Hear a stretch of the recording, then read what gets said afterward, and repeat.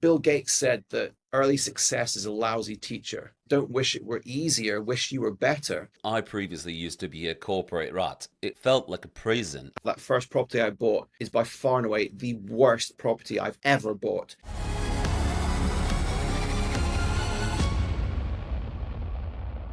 Welcome back to another episode of Unlocked You, Inspired Entrepreneur. The show where we help you break free from procrastination, shatter limiting beliefs, and step confidently into a life of powerful action. Today, I'm honored and excited to introduce our special guest, seasoned property entrepreneur, investor, mentor, based in Scotland, author of the acclaimed book Predictable Property Profits, creator of the transformative DICE framework, co-founder of Adira Property, Devner Plus, left his successful 10-year career in media sales and recruitment in 2014, making the leap from corporate employment to full-time entrepreneurship. Passionate about charity, notably cycling 987 miles for cancer research. Whether you're stuck in corporate grind or hesitating to follow your entrepreneurial instincts, today conversation will give you a clarity, courage, and powerful insights. Let's dive in with the inspiring and authentic Tsen Wharton. Hello, Tsen. Wow. Hello, Greg. Thank you for such a amazing intro. I like the sound of that person you're describing. He sounds cool. What you are, in one sentence, one word, inspiring.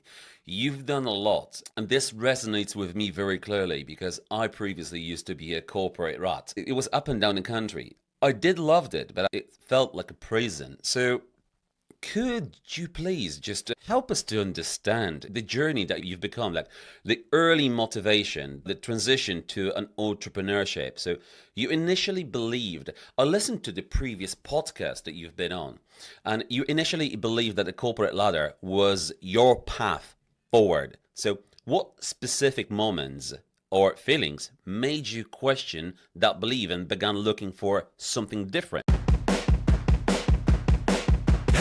Wow. It's a great question because it's hard to pinpoint any one specific thing. I can definitely recall feelings that came up. My personal growth and development in the last 18 years or so has enabled me to now look back on those early years in work with a much clearer sense of what was going on and why I felt the way I felt at that time. It's only with this hindsight and clarity of having done a lot of personal development, reading, mentorship courses, and challenging myself to grow that I can look back and really summarize it in this way, I think, Greg, that I became clear on what my highest values were. This is later on, spent a bit of time um, studying the work of John Demartini about values. And when I became clear on that, the past became more clear because what I identified was that when I was in the corporate world, thinking that I was doing the right thing for my future and climbing the corporate ladder, I realized in hindsight that I was living incongruently with my highest values. And that's the simplest way to summarize it. I know that might sound quite big picture, a little bit airy fairy, but I think for anyone who might be listening to this in the corporate world, when there is that feeling of frustration that their agenda is not their own, and perhaps working for organizations that maybe they've fallen out of feeling aligned with the purpose, objectives, the way that it's run by the leaders, and those things start to grate on you. I think it's realizing that I certainly didn't have the language for it, but I knew somewhere inside that there was a different path for me. And although I had no idea how to get into entrepreneurship, there was just something in me that wanted to go and be a little bit maverick and do my own thing. But I was completely, lost as to how to get that started and how to do it. But I just had that feeling of this particular path I was on wasn't for me long term.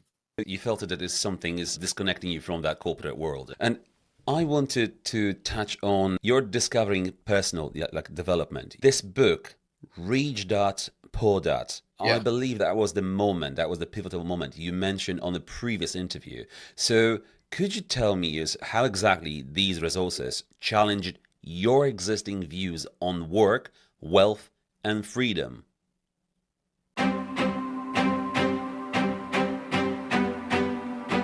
2004, maybe 2005. I think it's 2004. So I'm Hmm. 24 at that time. I'd been a year in the corporate world, or a little less than that, in a fantastic job. Don't get me wrong, it was a really exciting job. I was selling advertising for Eurosport television. It was a really cool graduate job. But I still found myself searching for alternatives, other ways to create means of financial abundance. I didn't have this terminology back then.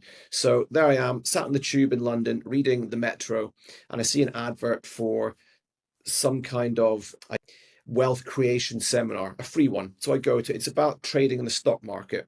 I didn't necessarily absorb a huge amount from that presentation, other than the ideas that maybe someday I'd like to be investing in the stock market. But one thing jumped out at me and grabbed me, and it was a purple and gold book held up at the front of the room, Rich Dad Poor Dad.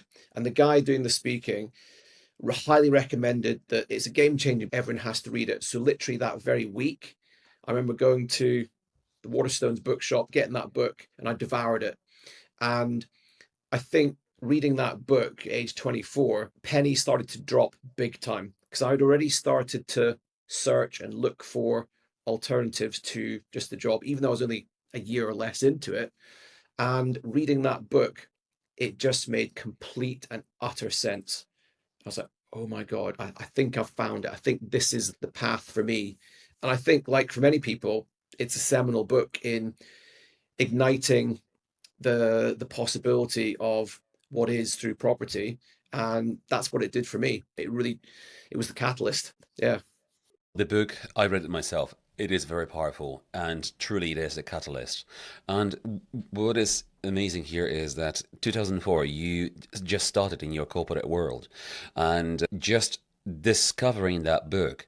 And obviously, so beginning of your corporate job and now having that, experiencing all of that knowledge, all of that possibilities to do. Can you talk us through the emotional journey and the practical steps that involve leaving your secure, so this is now 10-year career, so that would be in 2014? Cut me off at any point that I go rambling on for too long, because we'll try and obviously compress a 10-year period here. And there's a few different job roles in that. But having read that book until 2006, that was marinating time, and there was no actual acquisition of property between 2004 and 2005. It started in 2006, but the ever presence of what that book shone a light on was what occupied my thinking when I was on holidays, when I was commuting, even probably daydreaming whilst at work, etc. And so I continued to read in that space and seek things out. Acquired first property with my girlfriend, who's now my wife, my awesome Emma. And that was the first property that we acquired together. And I guess that property was always in mind of, this is going to be our home, but one day it will be an investment to let out. And so we went for a fairly tired property that we could do up. All very daunting. Didn't have a clue about how to fix things in property, what have you, but we just figured it out. I think both Emma and I have got very can-do, practical parents, and so that kind of stuff didn't overly daunt us. All right, let's get the first investment property, because that was the home investment property, going. And to get that one going, there was the small pot of savings that I'd put into an ISA after I had, which we hadn't touched on, I actually had a very entrepreneurial role in university. I was selling educational books door to door in the States. And I think a lot of what came later in life was building on some of the personal development and entrepreneurial experience I had starting a business, for want of a better word, in the US when I was like 20, 21, 22. So savings from that sales job sat in an ISA, pulled that out to then do the buy to let property. And that was literally off the back of, I bought a book called The Buy to Let Bible. I think I've probably still got it here.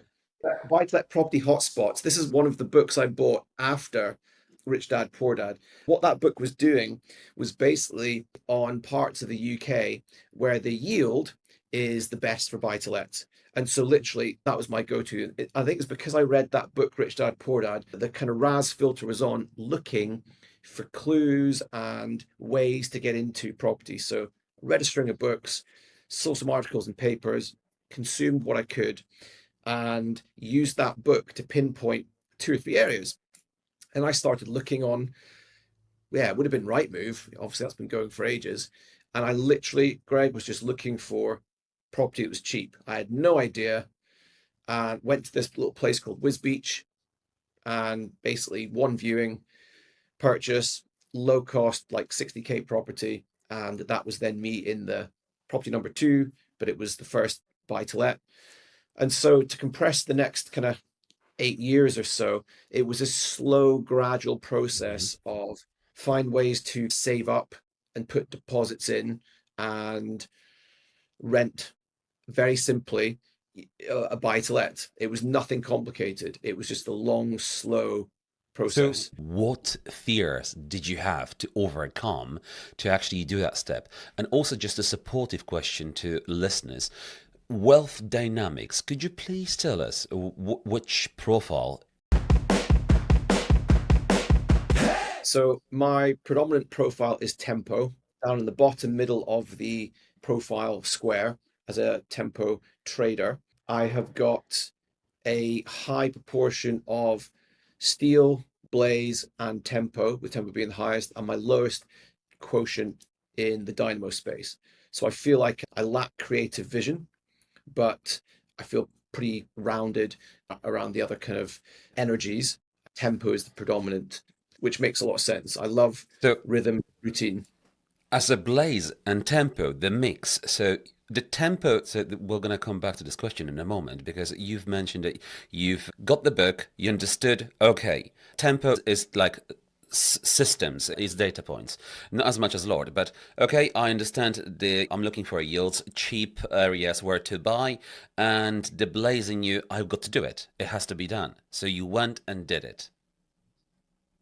Yeah, there's a lot to be said for kind of ignorance, naivety, and Yes. cavalier attitude because I didn't necessarily know what the downsides were. I can tell you now that first property I bought is by far and away the worst property I've ever bought. And it's given me more headaches than I could ever imagine. But Do you it still got me have it? started.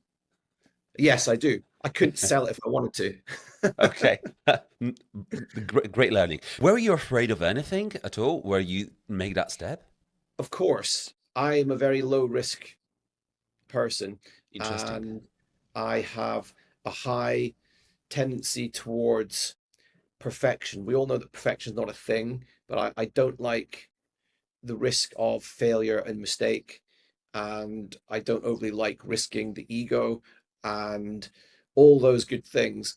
But what I can say is that the burning desire and hunger to carve my own path was greater than those fears. And so I cracked on and did it anyway and backed myself to figure out how to overcome the challenges that there might be. I think that's where the early stages were. And that, I guess that's quite normal for everyone getting started, isn't it?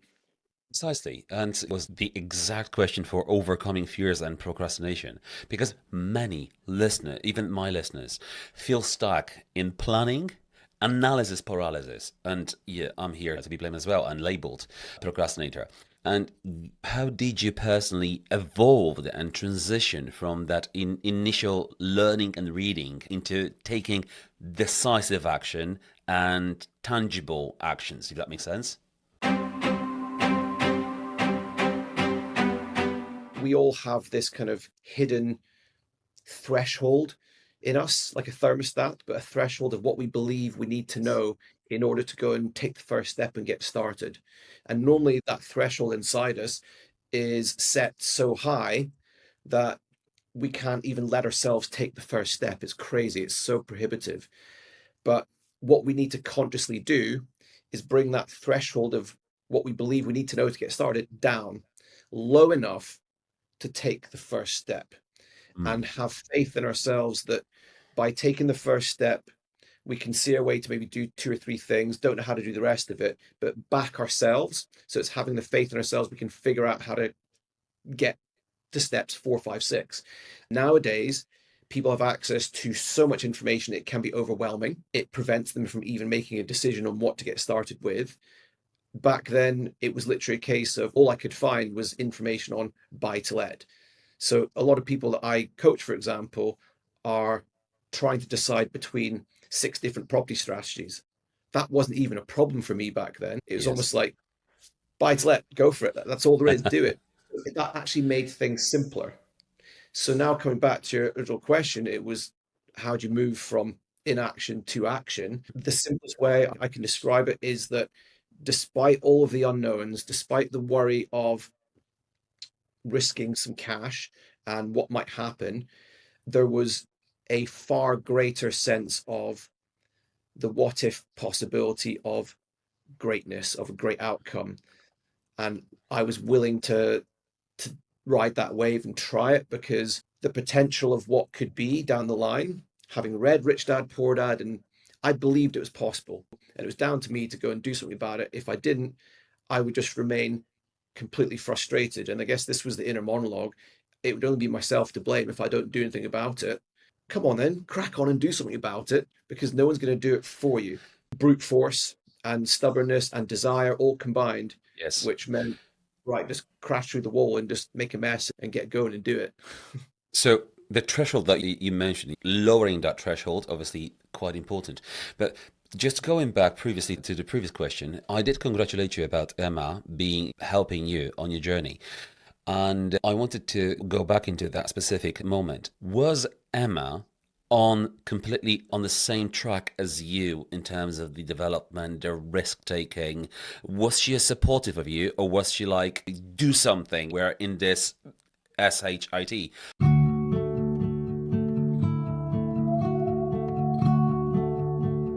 Her support was in a different way of being, as you say, there for me. But what I should absolutely stipulate is that she was not on the same path as me with a hunger and a desire for growth and financial independence and bettering myself. And that was a challenge because when we were going through those years of being a really solid couple, boyfriend and girlfriend, and then into married for Yes. years and years, Emma had to tolerate me taking myself out of the room to sit at a laptop, to go to seminars, to go to events, to figure things out. I was so hungry to grow that I remember many times in early days in London, she would just want me to come and sit in the sofa and watch TV in the evenings. Oh, So I yeah. get from work. I couldn't let myself do that, Greg. I was, finish work. Now I'm going to go and figure out how to do my next thing. That's just the way I'm wired. And I've had to learn to actually calm that side down and chill Yes. out a bit. But what I can say eternal gratitude to Emma for is that for all those lonely evenings on the sofa, my God, is that paid dividends huge back now. And we can enjoy the life that we do. And I've got this amazing life partner, mother to my kids, etc., because she tolerated me pursuing that dream, even though she wasn't passionate about it herself. Mm, She did not love property. She didn't love personal development. okay. She loves it all now. Hey, good. I'm Polish. The way I'm wired, it was work since I was 12. And it was always hard work. It was always one or two or three different jobs to just to make money and to pay for nice white shirts to take them to school. And it was always hard work. I've been in England 20 years and working hard, always about two different or three different businesses, something else on the side. But I'm in this relationship. It's fairly recent. We've been together just 5 years, and the support I get from Magdalena is I'm eternally grateful for. From the very beginning, when we've met, she was like, "Why do you work so much? Why do you have to do all these things?"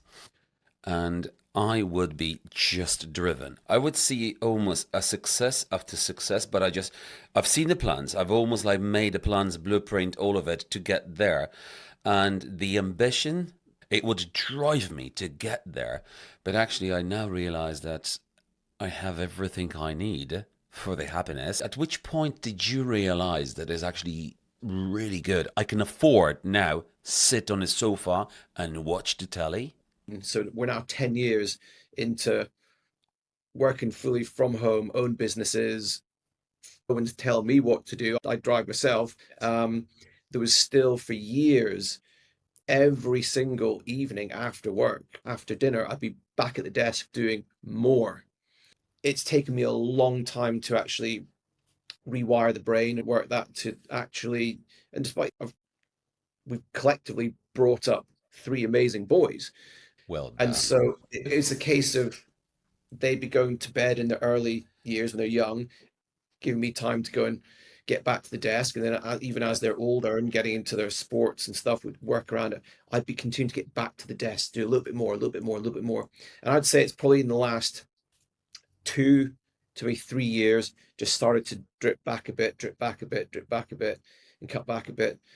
And until really, I'd say the last year, 2 years, it's fully, yeah, I'm, I'm watching Yellowstone in the evenings. I'm doing fun stuff with kids, what have you. And it's just, I could have been doing that for years, but the wired is striving for, got to keep growing, got to keep growing, got to keep growing. And so it'd be using up evenings to do that. So yeah, it's taken a long time. Having your life business experience and being so driven, what advice would you give people who are not allowing themselves to be on that sofa with their partner right now? I'd be guiding people a lot more to design the life that they want to live. And I know that the abundant type lifestyle that everyone's working towards is going to take time and there's a journey to go in it. But on the journey towards that ultimate vision, don't shortchange and deny yourself of fun and of relaxation. Absolutely. Time off, relaxation, fun, absolute necessity. And it actually helps with productivity.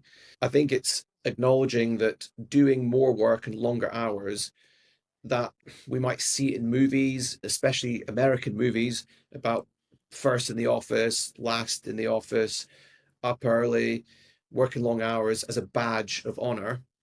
But we should be striving instead to achieve what we need to achieve in that kind of 35, 40 hours in the week, not strive for 80, 100 hours. That's insane. Because if we do that too much, our health is going to suffer and our relationships. Factoring in time for your health and wellness, having enough sleep, don't shortchange the sleep, it's the most important thing, and getting fun and just downtime relaxed with the family.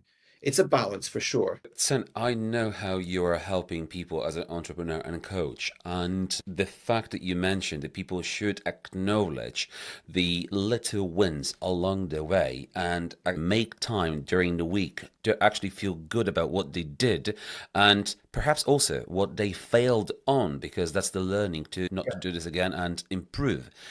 But in an era of social media being so advanced, in what I noticed this week, Netflix is actually going to change the user interface. So when you are scrolling, you can scroll through some interesting portions of the video. And when something hooks you on, you can start watching this movie. So it means that if Netflix is going into the scrolling type of motions and interactions with the user, it means that it works immensely. And what we need to do now is we need to understand that how do we protect ourselves from so-called influencers that have the background, they don't have the education behind, and they're just on TikTok, Instagram, somewhere talking about all these different ways of managing the health. And I'm saying that here, mental health. A lot of that will come down to what one of our shared mentors says, Dan Hill, is you got to trust but verify and don't necessarily take everything for gospel truth. That there's a couple of things in what you shared, what I interpret is that we're bombarded with so many messages continuously from multiple different sources. I was even just Correct. listening to a podcast in the gym this morning about where AI is going Mhm. and how deep fakes of influencers are leading people who would typically trust this influencer down a really nasty financial scam. So we have to really be at guard at the front of our mind as to what we let in personally and with our loved ones, especially our little kids, as they grow up, teach this level of awareness to just don't be on autopilot and be in constant consumption mode. The generation that we are from, we weren't exposed to so much when we were young, but the kids that we have now are more naturally exposed to such a high proportion of digital media and Yes. scrolling that it's harder to teach and train them. So there's this combination of talking about it around the dinner table, bringing awareness to it, talking about this, yeah, trust but verify, look at a few different sources, but limit the time it's given and watch the balance between consumption versus creation. I know our kids aren't going to necessarily be content creators, but Hmm. they can be creating art, they could be creating games, or it might be, and just make sure that both kids they transition to teenagers and adults, and us as adults, we don't have a crazy high proportion of consumption versus what we're actually creating by way of our own ideas, our own blogs, art, blueprints, documents for our businesses. Very tough one that could probably be debated about for hours, but I think it's just having that conscious awareness to check yourself regularly what you're consuming and how much. How old are your kids?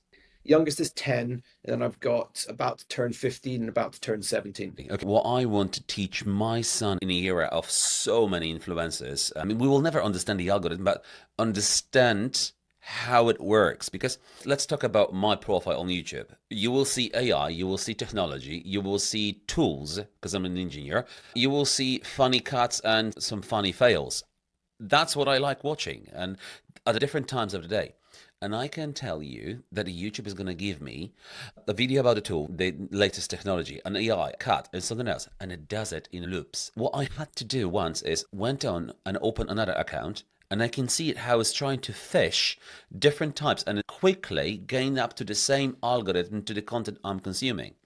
So I want to teach my son how he can change that and being even aware that this is actually happening because my Mm. son is watching something that is influencing his idea about this is normal. He's into bodybuilding and like veins on his hands. Wait, baby! And he thinks this is normal because he's watching a lot of these videos and he thinks if I'm watching this on all of the social media, it becomes normal. So same if you say there are people working nine, first one in the job, the last one from the Yeah. office, if they are in this tumble of social media and they see these videos of other people watching it, they think it's normal. They think it's absolutely fine. It's so on these days that I even seen a friend of ours, Claire, she's even starting a separate material about that. So that's going to be interesting. You openly shared the challenges and failures of your first service accommodation. What were the Yeah. most painful lessons learned from that experience, and how did these fundamentally change your approach, leading to creation of DIC framework? Absolutely. It's something that at the time I felt ashamed of, and then later on, glad about those painful mistakes. And I talk about them regularly and wearing the scars outwardly with pride because of how we grew through that experience and how it can teach other people. Because I think it's a very common mistake, really. Like many people who get a bit of property education, we can be quite dangerous, really, and go out and do some reckless things. The idea of service accommodation stacked up made a lot of sense. Obviously, bright idea. Let's go and do this in our capital city of Scotland, Edinburgh. It's the tourism hotspot of Scotland, second largest financial services centre in the UK, just year round tourism. The festival here for a month in the summer. It's just an amazing city. Can't go wrong. First property launched in the summer. So we got the festival trade, the festival business, and we very quickly jumped in. This we being myself and business partner Chris, then very quickly got the second, third, fourth. So within a few short months, we're up to four properties, fairly prime locations, pretty high rent. This is 2016. And so the big mistake that I'm getting to was this: the foundations of which we built that business was guesswork and hope.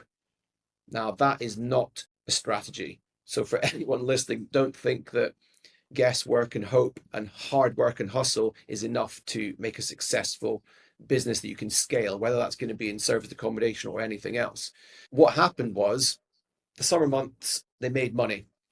Bear in mind, we've got a lot of cost in a business of service accommodation. You pay market rent. We paid an agent to do check-ins. We were paying for Booking.com and Airbnb. We're paying for cleaning, all the utilities, council tax. It just goes on.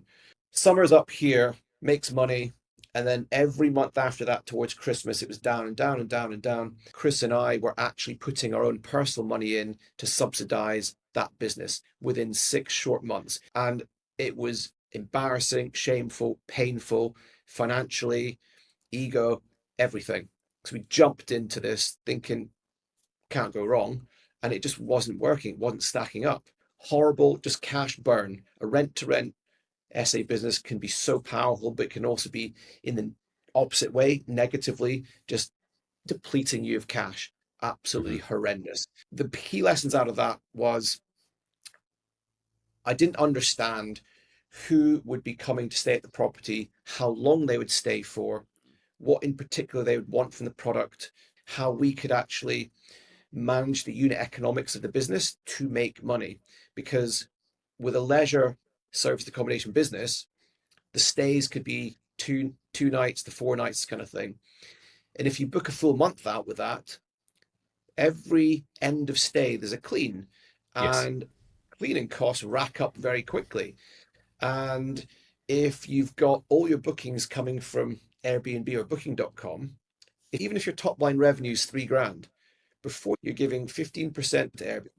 If you've got an agent in place, that's 12% to 20% to an agent. Again, before you've even paid your rent. And so you're starting out on a loss pretty much. You need to be flying at full occupancy, full tilt in order to cover all those costs and make some profit. They need to be long stays where they can be there for several weeks at a time, several months even at a time. And I do one clean a week. So I'm now starting to understand the unit economics of the business. But the most important thing is I need to go and find that demand first.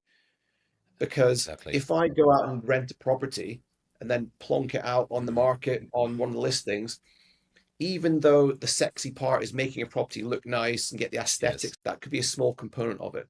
And that was the massive lesson that I learned from it. And I was kicking myself because I don't know if you've read my book, but I mentioned some early mentors I had that 2014 period where I was looking to start a software business. And the business methodology that they taught was that we go and find our customers first, understand the pain points, we pre-sell a solution to them, and then we go build a bit of software to deliver that solution.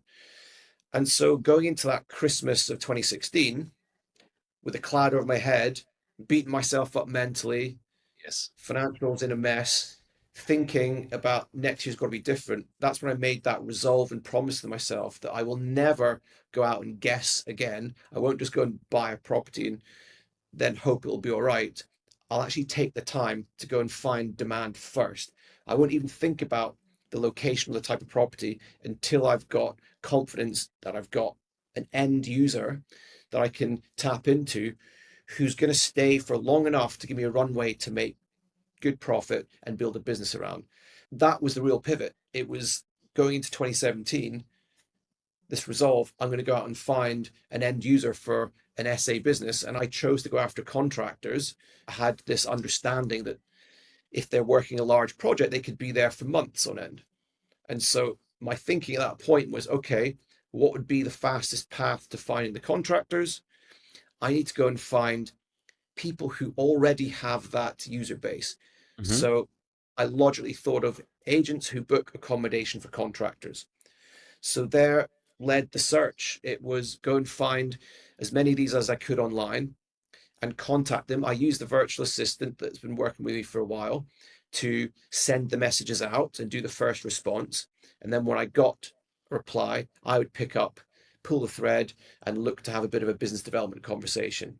And the wonderful thing, Greg, was that 2017 New Year, between about the 6th of January, first day back, and Valentine's week, literally in a 45-day period, I went from the pain of a loss-making business Yes. to starting again from scratch in a new area to launch a profit-making property, a new business in a new area that was profit-making on day one, all because I started with demand first. Was that exactly the moment in time in your life, the creation of DICE framework? Exactly. And so could you briefly just explain the DICE framework? What does it stand for? I came up with the idea, first of all, back in, it was March 2019. I was going on a transfer from Geneva Airport out to ski resort for a family ski trip. So it's an hour and 15 transfer on that van going out to the ski resort for an annual family holiday. And I was on my phone tapping away ideas, and I came up with the idea for the book. The exact model wasn't there. I got the model defined when I was on this book writing retreat, but the idea for the book came up. And so when I reflected on what I'd done, those steps, four very clear steps here. And it just, the word dice, it doesn't really have any real connotation because dice gives more a sense of gambling, Yes. rolling the dice. But yet, I like the opposite interpretation, that it's the opposite of rolling the dice because it's giving you certainty. So I'm going to go with it. Dice is four steps to this framework. And so D, we've discussed, that's demand. You find your demand Mhm. first. The second part, I, is you identify the solution that solves the pain point, the problem, or the desire that that demand, that end user has. Once you identify the kind of property solution that's required, the location of it, the type, the size, the spec, the price point, the rental amount, then you need to go out and get commitment. That's the C, getting commitment in advance. That's a really crucial step that a lot of people miss out in property. It's total logic, though. It's essentially pre-selling. It's going out to sell the thing before you build it, so you've got confidence in actually following through and putting time, effort, money, resources into it. In the book, I write about a commitment scale. There's varying degrees of commitment that we can get, from word of mouth, email, an actual letter of intent, a booking agreement, actually all the way through to some prepayment. So you're looking to get as much commitment in advance as possible. And when you've got that, now you've got a higher level of certainty. You've removed the guesswork to then go and execute. That's when you actually transact. You take out the rent to rent contract, you buy the property, you buy the bits of kit for your business, whatever it is you do to deliver the solution to the demand. You put it all together, deliver it, and that first time it's going to be clunky. You're going to fall on your arse a few times, learn something, but then you refine it, you iterate, and you duplicate then. All of that can we find in your Predictable Property Profit book on Amazon. Is that the one? That's it. Yes. More property profit. Amazing. Amazing. Yeah. So, if you're looking to deepen your knowledge about the property investment and actually learn from Tsen about the DICE framework, you've got to go and buy this book. You've asked me if I read your book. Not yet, but I'm going to. It's in my basket. I'll check out today, and I will ask you to sign the book next time we see. Can you show Absolutely. the book Well, once again, please? what we can do, here we are. Property It's four profitable, yeah. simple steps. Four simple steps to remove the guesswork and get more certainty in your property deals. So I wrote this from a standpoint of, here's what I did to transform a serviced accommodation business, but I'm very conscious that this format, this framework is applicable to all property strategies. I've used this in multiple different ways in our property business as we grow. So it was born out of the mistakes in serviced accommodation, but it's now become our investment philosophy. And it's the way we operate with everything we do. Like, our focus right now is supported living. Same process. All the work is up front, going and making relationships and business development to understand the demand and find those providers first, so that we can then get the brief of what we're looking for, and then go and find the property, get it pre-sold with a pre-let agreement essentially, and then we go and execute. Why is it crucial, especially for new entrepreneurs, to identify the market demand before developing their product or service? Massively takes away the risk of cash burn, cash loss, getting things wrong. Don't get me wrong. I think there are two approaches to it. You can either come into it with a pot of cash that you're able to use as your cash burn pot to experiment and learn. Hmm. That's one way. But a lot of people I speak to and work with, they just don't have a cash pot to burn, to do experiments with. Not a lot of people And have. so they have to be lean and effective. There's other methods and ways to do things, but I know that this approach that's reverse engineered has been used for centuries in many different industries. So why not in property? Lots of people figure out this along the way, like I did, but I've really enjoyed putting this into an actual blueprint and a format, and I talk about it and preach about it and coach about it because it can avoid so many painful mistakes. And what I think the biggest thing it does for people is give them the confidence with a pathway on where to start, how to start, do it with low risk, be able to start businesses where they've got no cash, do a cash generative business, so they can then get a story and some credibility to, if they need to bring investors in, now they've got more confidence they can impart to their investors because there's actually a proven method and there's a level of certainty. Nothing's guaranteed 100%, but there's a much higher level of certainty than if I were starting from scratch, trying to go and find investors to back my guesswork. That's not very cool. That's putting us both at risk. If I'm an investor looking to invest with someone because I don't have the time or inclination to do the hands-on property stuff, I'd want to know there's a solid story and reason and rationale that it's going to stack up and work. Take the guesswork out of the equation, follow the dice, and reverse engineer to deliver the service for the pain that people have. Well done. You emphasize the philosophy that to have more, you must first become more. So, how has this guided your decisions and actions when facing challenges and contemplating growth? That's a big question. That's a big one. That came from Jim Rohn, someone who's Amazing many people person. in business and entrepreneurship through his CDs, books, and then via the vessel that is Darren Hardy. He's someone I've been following very closely since 2008. I've learned a huge amount about this journey of entrepreneurship and business and growth.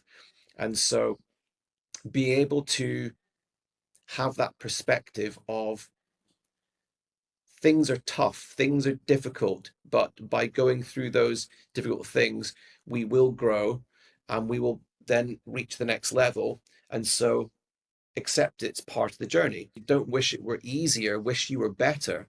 And I guess programming my mind with those messages whilst I was still commuting to work, listening to the CDs in my car and reading Darren Hardy's books and his daily video message really resonated strongly with me, Greg, that I guess allowed me to accept and embrace the suck and the challenge and the hard work that starting businesses is.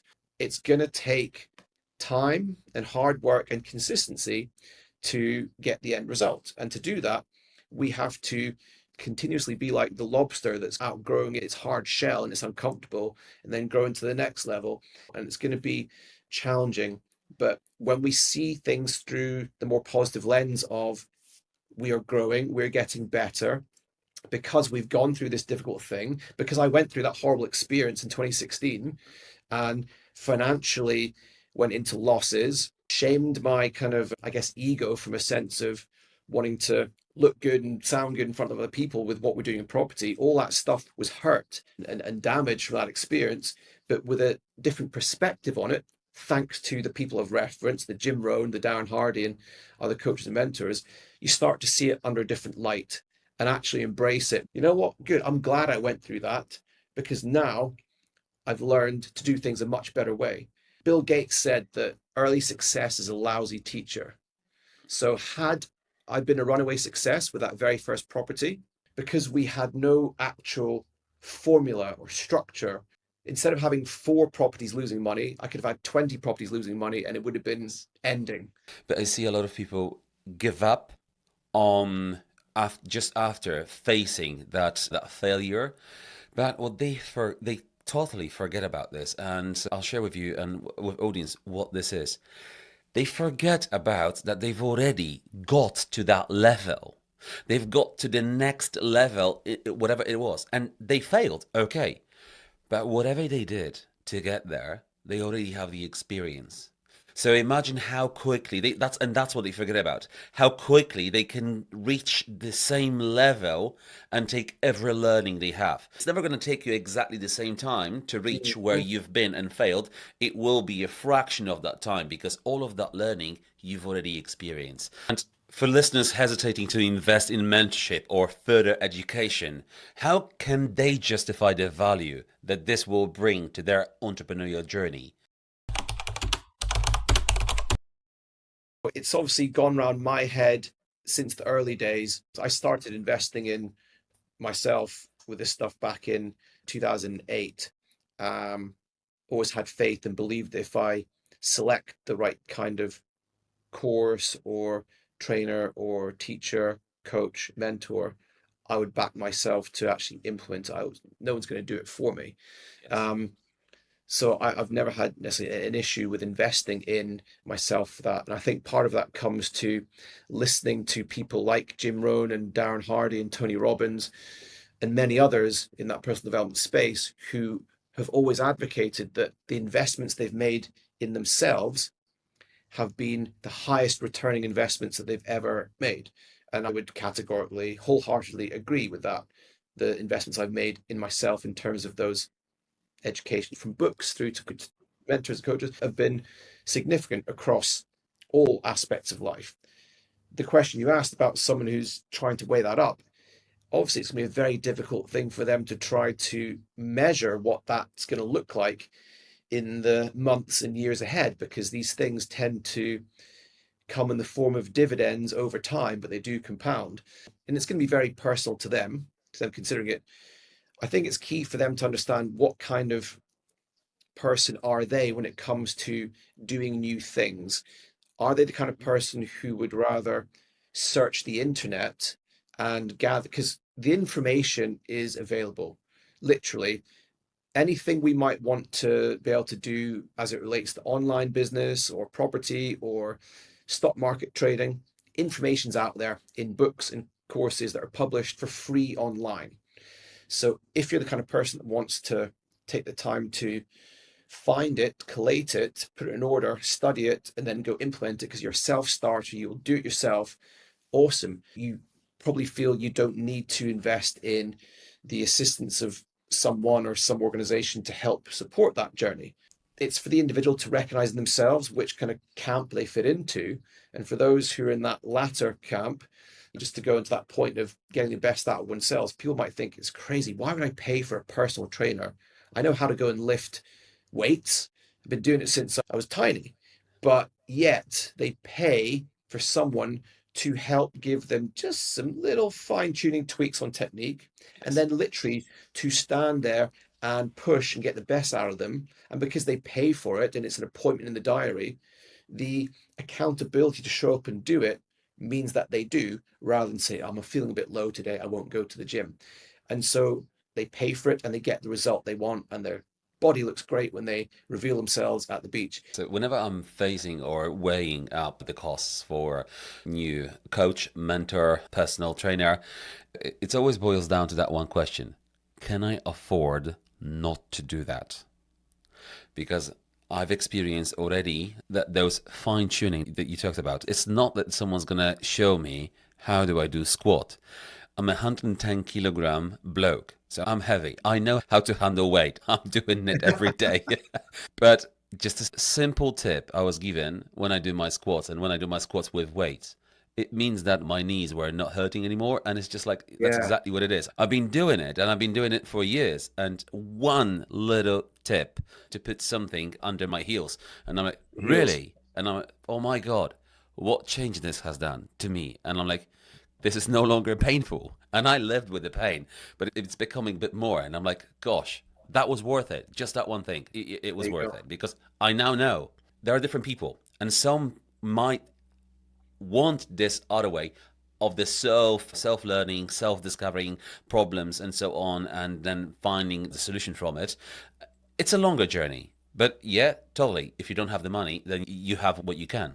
But if you can afford, then you would do that. That's how I'm feeling now. You would want to do that and learn from our experience. So you often talk about aligning business strategy with your personal strengths. So how can someone currently in a corporate role identify their unique entrepreneurial strengths and figure out what property or business strategy they might be right fit for? I'm a firm believer that everyone has, in some way, shape, or form, a small or large, unique competitive advantage based on what they know, what they've been surrounded by, perhaps through growing up in their environment. I'm working with some people right now. To give you a few examples, there's a chap who is a professional darts player. Through having a really cool one-to-one conversation with him, identified that there's an opportunity for him to provide service accommodation to darts players in a very specific location who compete in a competition that happens every week pretty much of the year. So right there, he's got a demand to provide a solution in the shape of service accommodation to. And yeah, I can help him build in the mechanics of how to put it together. But that concept came from a conversation of the who do you know, what do you know, who's in your network kind of thing, what Nice. months. For someone feeling stuck in their corporate job, yet sensing an entrepreneur pull, like what's the very first practical step you'd advise them to take? Think about based on the knowledge from your industry and the people you interact with, suppliers, customers, your own business, what potential pain points or high desires might there be that exist in those different groups of suppliers, customers, or your own organization, organizations like yours. And that's a great starting place to look for opportunities to serve, because what we're doing in entrepreneurship is finding ways to solve problems, alleviate problems, or satisfy desires that aren't just wishes, but actually people were really willing to pay for. And we might just have some unique insight because of the job that we do and the industry knowledge, etc. And it could be a very fulfilling and meaningful way because we're talking about leaving the world of work here. Some people love what they do. They just rather do it on their own terms in some way.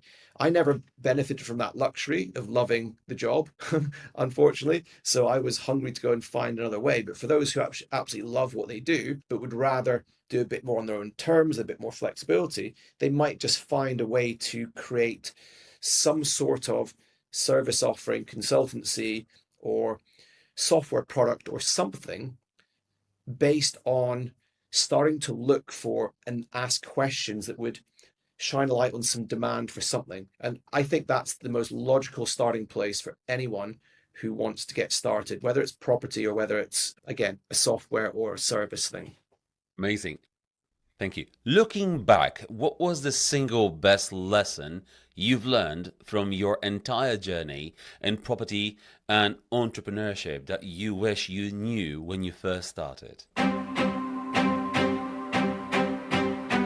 It's got to be starting with the demand first. Over 10 years later, if I think through all of the early properties that I invested in, it was largely all the guesswork approach and it'll be okay. It was more straightforward, vanilla, standard kind of buy to lets and HMOs. But I think that the journey could have been supercharged had I gone about it with that approach that I described earlier on, because I would have had a model I could scale rather than be kind of haphazard. I could have built out a cash flow business faster instead of waiting to refinance a property and then put it back in. I would have had a better story to take to investors. Yeah, it would all have been a reinforcing cycle had I been applying that from day dot. One more question. What was the worst piece of property related advice you've ever received? So this book here, which is highlighting summaries of the best yields. So let's say I take this as my advice. I go and say, this book tells me that this place called Wisbeach in Cambridgeshire has got one of the highest yields. And I was living in London, so I thought, okay, it's drivable to get out there. You can access cheaper property. What I bought was a cheap property, but it was a leasehold property Yes. with, I bought it at the time with, I think, 80 something years on it. And I didn't even understand it. I didn't think twice about it and bought that property. And I didn't understand really what I was committing to with the contract of that lease. And that's the reason why it turned out to be the most painful property I have ever owned and continues to be. So, no particular person or thing, but just read something in a book. Great, I'll go for that area, cheap property, and expose myself to all these mistakes that I have to deal with still today, whatever that is, nearly 20 years later. You cycled nearly 1,000 miles, I think it was a 987 thousand. miles for Cancer Research UK. Tell us about it. What inspired this challenge and what was the impact and experience? One of the most incredible things I've ever done. So I did this with my brother, who I'm very close to, and Chris, my business partner.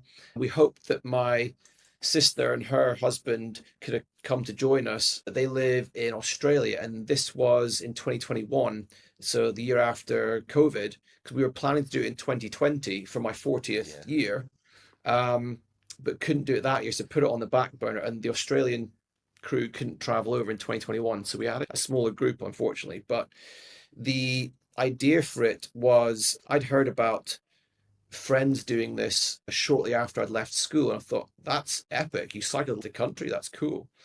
And then later on, several years later, my brother had said, that'd be really great if we do this one day. And I thought, what a nice thing to do with my brother. We're 7 years apart. So it's not like we grew up and we're only 18 months or 2 years apart. He was older, always so much further ahead in life than me, being 7 years older. But we've always been close. And I thought this would be a really nice brotherly thing to do as an adventure together. Um, and so the planning had started. And of course, doing something like this, I think this is a phenomenal opportunity to raise money for charity. Mm. And anything that is working towards raising money to help fight cancer, to find cures, to help care for those individuals and even their families as well who have a loved one suffering from cancer is very close to my heart. I think most people have had close people in their lives touched by it.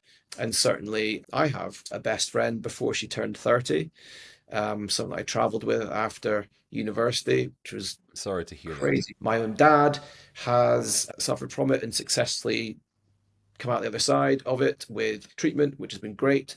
So, yeah, it's very much a cause that when there's opportunities to raise funds, then that's where I love to have it channeled and directed. We were on the road for 10 days, never Wow. got rained on once, and had the most beautiful weather to cycle the length of the country and to see Yes. the UK, even though it's a bit uncomfortable, it is a really amazing experience to see the country on a bike, fully open view all around you. Really incredible. Wow. I could not even imagine. I like cycling myself, about 1,000 miles. It wasn't like 300 miles each, and then you just added up to what to 900, wasn't it? No, Finally, Tsen, what are your long-term goals for your property business, for Adiro Property and for Davenir Plus? And so, how do you see your vision for creating inspiring retreats developing in the future? and we've got a long-term portfolio of assets that we are building. So the long term on the asset side of things is building out what Dan would refer to as the financial fortress, level one, level two. And that's a fun journey. So that's moving away from all the noisy assets that we started with and focusing on long leases in the supported housing and supported living space. So that's the focus. Residential properties, blocks of flats, a few HMOs on long leases. So building that out is a really fun challenge. And that's the property focus. The time that Chris and I have on mentoring and coaching that we absolutely love doing, the main headline of that is all focused around our mastermind business. We love to get a small group of people around a boardroom table once a month in person. And really, this is about creating the optimal environment for people to be in with a group on a journey to accelerate their own path towards this seven-figure net worth and this six-figure income. It's what we're building, it's what we're passionate about, and it's what we love helping people do, as well as having positive ripple effects across the rest of their lives with family and with their health. Thank you so much, Tsen, for joining us today. Your insights, honestly, and passion are truly inspiring. I'm certain that our listeners have gained clarity and motivation from your story. Thank you so much for My being with pleasure. us. Thanks so much for having me. Thank you. And I just want to mention again your book, Predictable Property Profits. It looks like it's going to be an absolutely amazing book. And I invite all the listeners to follow on LinkedIn and visit the Davanir Plus for more mentoring resources, should you wish to follow up and if you're inspired by Tsen. Just a few notes I've made along today's conversation is what you've said is what and who you know, it matters. The second one is you quoted a very popular quote is don't wish it was easier. Wish you were better. I love that. Absolutely, I love that. And for anyone who is absolutely still there struggling, don't know what to do first, and you want to make a change, I've made that reflection based on what you've said is. So if you don't know where to start, so think about your ideal world, and if you could provide or solve your problem, what would it be? And focus on it, because you might think this is only you. No. You only want to provide for about 1% of the community around you, and you will be successful or on your start to success. It's been a pleasure. Thank you so much for being today. And to our listeners, remember, your entrepreneurial potential is unlocked one decisive action at a time. Join us next time on Unlocked You and keep stepping into your power. Thanks so much. Thank you, Greg. Thank you.